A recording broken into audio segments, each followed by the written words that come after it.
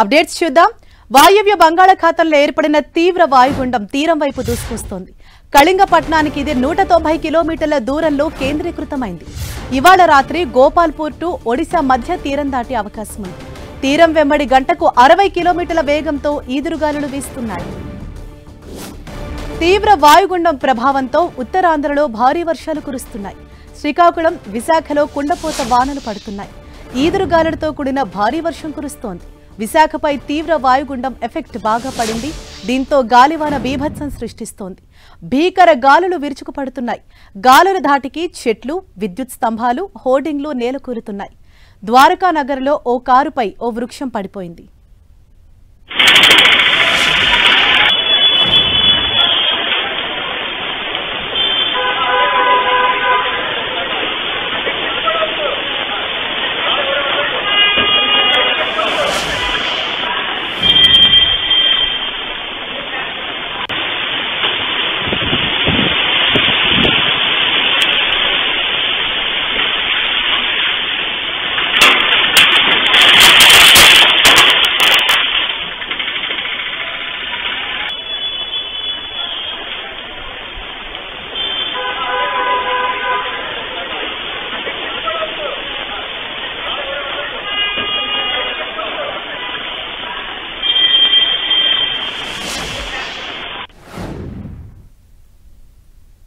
బంగాళాఖాతంలో తీవ్ర వాయుగుండం ప్రభావంతో గాలివాన బీభత్సం సృష్టిస్తోంది. ఈ నేపథ్యంలోనే విశాఖ నగరంలో చాలా చోట్ల కూడా అన్ని రహదారులన్నీ కూడా రాకపోకలకు స్తంభించిన పరిస్థితి. ప్రస్తుతం మనం చూసుకోవచ్చు, చెట్లన్నీ కూడా విరిగిపడిపోయినాయి. కొద్దిసేపటి క్రితమే వీచిన భారీ గాలుల నేపథ్యంలో చూసుకోవచ్చు, మొత్తం కూడా అంటే చెట్లన్నీ కూడా విరిగిపడిపోయిన పరిస్థితి కనిపిస్తుంది. నగరంలో చాలా చోట్ల కూడా ఇదే పరిస్థితి ఉంది.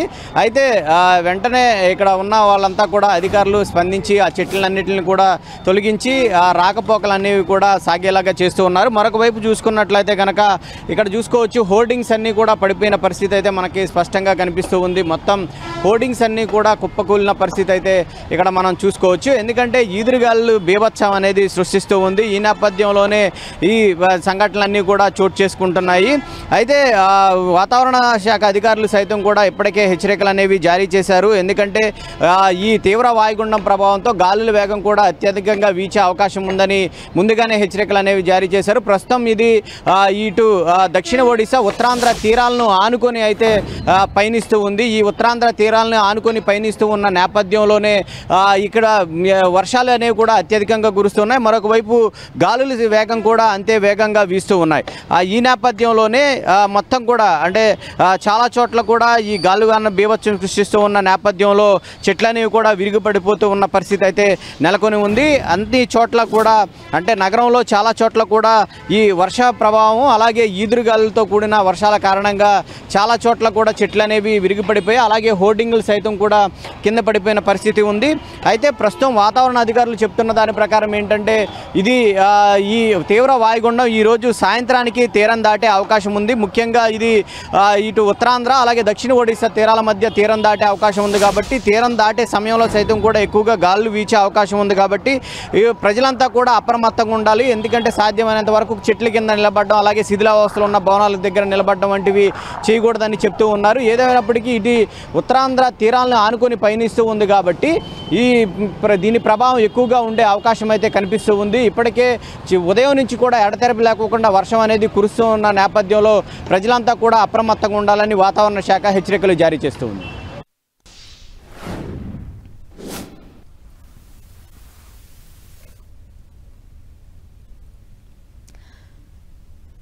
భారీ వర్షాలకు విశాఖలో పెద్ద పెద్ద వృక్షాలు సైతం నేలకొరిగిన పరిస్థితులు మనం చూస్తున్నాము. వాయువ్య బంగాళాఖాతంలో తీవ్ర వాయుగుండం ఏర్పడటంతో ఆ ఎఫెక్ట్ అన్నది విశాఖలో ఎక్కువగా కనిపిస్తోంది. అయితే అక్కడ గాలి బీభత్సానికి ఒక పెద్ద వృక్షం ఒక్కసారిగా నేలకూలింది. అయితే అదే సమయంలో ఒక కారు అక్కడ వెళ్తూ ఉంటే ఆ కారు పైన ఆ భారీ వృక్షం పడిపోయింది. ఆ తర్వాత వెంటనే స్థానికులు కూడా అక్కడికి వచ్చి ఇటు జీవీఎంసీ సిబ్బంది కూడా అక్కడికి చేరుకొని ఆ సహాయంతో ఆ చెట్టును అయితే అక్కడ నుంచి క్లియర్ చేశారు. ఆ తర్వాత అక్కడ పరిస్థితి అంతా కూడా ప్రస్తుతం అదుపులోకి వచ్చింది. అయితే గాలి బీభత్సం అన్నది ఎక్కువగా ఆ ప్రాంతం మీద మనకు కనిపిస్తోంది. మరోవైపు మత్స్యకారులు ఎవరూ వేటకు వెళ్లొద్దని ఇప్పటికే అధికారులు హెచ్చరికలు జారీ చేశారు. శ్రీకాకుళం, విశాఖలో గత కొద్ది రోజులుగా కుండపోత వర్షాలు కురుస్తున్నాయి. అయితే రాబోయే మరికొన్ని రోజుల పాటు కూడా భారీ వర్షాల ప్రభావం ఉంటుంది కాబట్టి ప్రజలంతా అప్రమత్తంగా ఉండాలని అధికారులు సూచిస్తున్నారు. విశాఖ పైన తీవ్ర వాయుగుండం ఎఫెక్ట్ చాలా బలంగా కనిపిస్తోంది. మనం అక్కడ గాలి దుమారం మనం చూడొచ్చు. ఏ విధంగా అక్కడ పెద్ద పెద్ద వృక్షాలు సైతం ఊగుతూ, అలాగే విద్యుత్ స్తంభాలు నేల కొరిగిపోవటము, పెద్ద పెద్ద వృక్షాలు సైతం నేల కొరిగిపోవటం లాంటి సిచ్యువేషన్స్ మనకు కనిపిస్తున్నాయి. కాబట్టి ప్రజలంతా కూడా చాలా అప్రమత్తంగా ఉండాలి. ముఖ్యంగా వర్షాలు పడేటప్పుడు చెట్ల కింద ఎవరు ఉండొద్దని ఇప్పటికే అధికారులు హెచ్చరికలు జారీ చేస్తూ ఉన్నారు. ద్వారకా నగర్లో కారు పైన ఒక భారీ వృక్షం పడిపోయింది. ఆ విజువల్స్ మనం 10TV స్క్రీన్ పైన ఎక్స్క్లూజివ్ గా చూడొచ్చు. మరొక వైపు ఒక దగ్గర ట్రాన్స్ఫార్మర్ సైతం వర్ష బీభత్సానికి ట్రాన్స్ఫార్మర్ కూడా నేల కొరిగిపోయింది. దీంతో అనేక ప్రాంతాల్లో విద్యుత్ సరఫరాకు కూడా తీవ్ర ఆటంకం ఏర్పడింది. గంటకు 17 కిలోమీటర్ల వేగంతో అక్కడ ఈదురుగాలులు వీస్తూ ఉన్నాయి. ప్రజలంతా కూడా అంటే అత్యవసరమైతే తప్ప ఇళ్ల నుంచి బయటకు రావద్దని హెచ్చరికలు జారీ చేస్తున్నారు. అంటే ఆల్రెడీ ఇప్పుడు ఫెస్టివల్ సీజన్, హాలిడే సీజన్ కావటంతో తమ తమ ఊర్లకు చాలా మంది పయనమయ్యారు. ఈ నేపథ్యంలో అందరూ ఇళ్లలోనే ఉండి సేఫ్ గా సెలబ్రేట్ చేసుకోండి ఫెస్టివల్, బయటకు రావద్దు అత్యవసరమైతే తప్ప అని హెచ్చరికలు జారీ చేస్తున్నారు. దీనిపై మరింత సమాచారాన్ని మా ప్రతినిధి జార్జ్ అందిస్తారు. బంగాళాఖాతంలో కొనసాగుతున్న తీవ్ర వాయుగుండం ప్రభావం అనేది విశాఖపట్నంలో తీవ్రంగా చూపింది. ప్రస్తుతం చూసుకోవచ్చు ఈదురుగాలుల ప్రభావంతో మొత్తం విద్యుత్ స్తంభాలు, చెట్లు అన్నీ కూడా నేల కోరిగిన పరిస్థితి అయితే మనకి స్పష్టంగా కనిపిస్తూ ఉంది. ముఖ్యంగా రహదారులు అన్నిటికీ కూడా అంటే రాకపోకలన్నిటికీ కూడా తీవ్ర ఇబ్బందులు అయితే ఎదుర్కొంటున్న పరిస్థితి కనిపిస్తుంది. నగర వ్యాప్తంగా కూడా ఇదే పరిస్థితి అయితే నెలకొని ఉందనే చెప్పుకోవచ్చు. ఎందుకంటే ముఖ్యంగా చూసుకోవచ్చు పెద్ద పెద్ద చెట్లు ఏవైతే ఉన్నాయో ఆ చెట్లన్నీ కూడా నేల కొరిగిపోవడం, అలాగే విద్యుత్ స్తంభాలు కూడా నేల కొరిగిపోవడంతో ఉదయం నుంచి కూడా ఇటు విద్యుత్తుకు కూడా తీవ్ర ఆటంకం అనేది ఏర్పడింది. ముఖ్యంగా ఇది ఉత్తర కోస్తాంధ్ర ఏదైతే ఉందో ఇప్పుడు ఉత్తరాంధ్ర జిల్లాలు, అలాగే దక్షిణ ఒడిశా తీరాలను ఆనుకొని ఈ తీవ్ర వాయుగుండం అనేది పయనిస్తూ ఉంది. ఈ పయనిస్తూ ఉన్న నేపథ్యంలో ఈదురుగాలులు, అలాగే వర్షపాతం అనేది కూడా ఎక్కువగా నమోదవుతూ ఉంది. ఉదయం నుంచి కూడా ఎడతెరపి లేకోకుండా అయితే వర్షం అనేది కురుస్తూ ఉన్న నేపథ్యం, అంతేకాకుండా ఈదురుగాలులు సైతం కూడా వీస్తూ ఉన్న నేపథ్యంలో ఈ పరిస్థితి అనేది చోటు చేసుకుందని చెప్పుకోవచ్చు. అలాగే వాతావరణ శాఖ అధికారులు ముందు నుంచి కూడా హెచ్చరికలు జారీ చేశారు. గంటకు 40 నుంచి 60 కిలోమీటర్ల వేగంతో వీయొచ్చు. గరిష్టంగా ఆ గాలుల వేగం కూడా మరింత పెరగవచ్చు అని చెప్పడం జరిగింది. అయితే ఉదయం నుంచి కురుస్తున్న వర్షాల కారణంగా, అలాగే ఈదురుగాలుల కారణంగా చూసుకోవచ్చు పెద్ద ఎత్తున అయితే కూడా ఇవన్నీ కూడా నేలకు ఒరిగిన పరిస్థితి. అయితే ప్రస్తుతం చూసుకోవచ్చు అధికారులంతా కూడా హుటాహుటిన స్పందించడం జరిగింది. ఎందుకంటే ప్రస్తుతం చూసుకోవచ్చు ఇటు విద్యుత్తుకు సంబంధించిన అధికారులు అయితేనేమి కానీ, జీవీఎంసీకి సంబంధించిన అధికారులు అయితేనేమి కానీ ఇక్కడికి చేరుకున్నారు.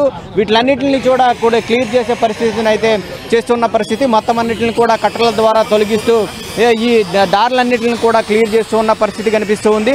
ఏదేమైనప్పటికీ ఈ గాలుల ప్రభావం ఎక్కువగా ఉంటుంది కాబట్టి అదే ఇది తీరం దాటేందుకు ఈరోజు సాయంత్రం లేదా అర్ధరాత్రి తీరం దాటే అవకాశం ఉంది కాబట్టి ప్రజలంతా కూడా అప్రమత్తంగా ఉండాలి. చెట్ల కింద నిలబడడం కానీ, వాగులు వంకలు దాటడం కానీ, శిథిలావస్థలో ఉన్న భవనాలు కానీ, ఓల్డ్ భవనాల దగ్గర ఉండడం కానీ అలాంటివి చేయకూడదని వాతావరణ శాఖ హెచ్చరికలు జారీ చేస్తూ ఉంది. ఎందుకంటే గాలుల వేగం, వర్షం కూడా ఎక్కువగా ఉండే అవకాశం ఉంది కాబట్టి అవి గాలుల వేగానికి చెట్లు కూలిపోవడం, అలాగే విద్యుత్ స్తంభాలు కూలిపోవడం, అంతేకాకుండా భవనాలు సైతం కూడా కూలిపోయే ప్రమాదం ఉంది కాబట్టి ప్రజలంతా అప్రమత్తంగా ఉండాలన్నారు.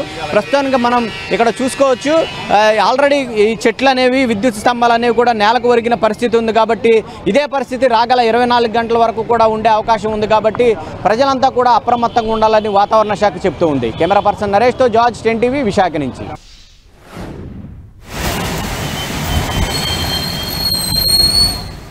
విశాఖలో రాబోయే కొన్ని రోజుల పాటు కూడా భారీ వర్షాలు ఉంటాయని వాతావరణ శాఖ అధికారులు హెచ్చరించిన నేపథ్యంలో ఇటు ప్రజలంతా కూడా అప్రమత్తంగా ఉండాలని సూచిస్తున్నారు. ముఖ్యంగా వర్షాలు పడే టైంలో శిథిలావస్థకు చేరిన బిల్డింగ్స్ కింద ఉండటం కానీ, ట్రాన్స్ఫార్మర్లు, అలాగే పెద్ద పెద్ద చెట్ల కింద ఉండకూడదని చెప్పేసి ఇప్పటికే సూచనలు జారీ చేశారు. అక్కడ వైజాగ్లో గాలివాన బీభత్సానికి అనేక ప్రాంతాల్లో పెద్ద పెద్ద చెట్లు నేల కొరిగిపోవటం, అలాగే ట్రాన్స్ఫార్మర్లు సైతం నేల కొరిగిన పరిస్థితి. దీంతో విద్యుత్ సరఫరాకు కూడా తీవ్ర ఆటంకం ఏర్పడింది.